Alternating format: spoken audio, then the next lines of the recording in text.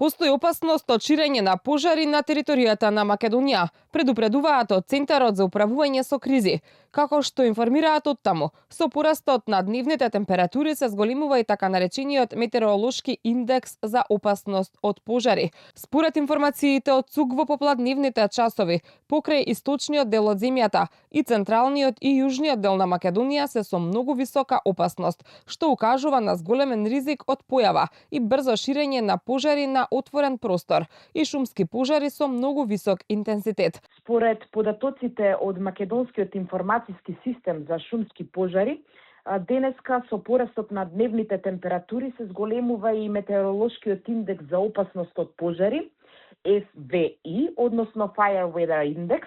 Исклучок се повисоките планински предели, каде што индексот е низок и многу низок. Во услови на високи температури и зголемена опасност од пожари, апелираме до граѓаните на особена внимателност и одговорно однесување, особено при престој и движење во природа. Секое невнимателно постапување може да предизвика пожар кој во вакви временски услови може многу брзо да се прошири и да зафати поголема површина. Во изминатото деноноќие на територијата на државата биле регистрирани вкупно 25 пожари на отворен простор, од кои 2 се активни. Еден е под контрола, а 22 се целосно изгаснати. Во гаснењето на пожарите учествувале и 3 ер-трактори. Се уште е активен пожарот во Горно Лисиче, каде гори ниска вегетација, дрва и пченка.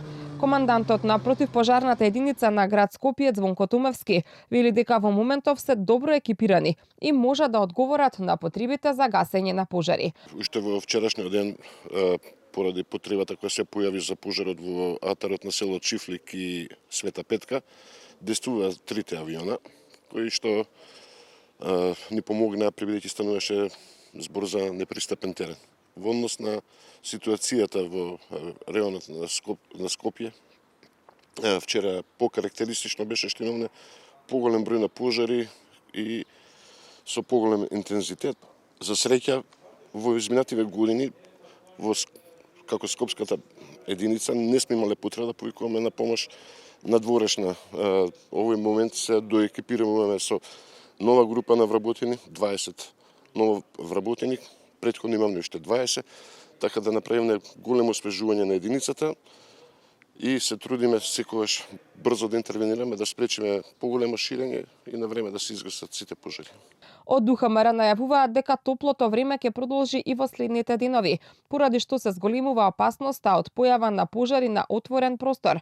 Заладување се очекува дури следниот викенд.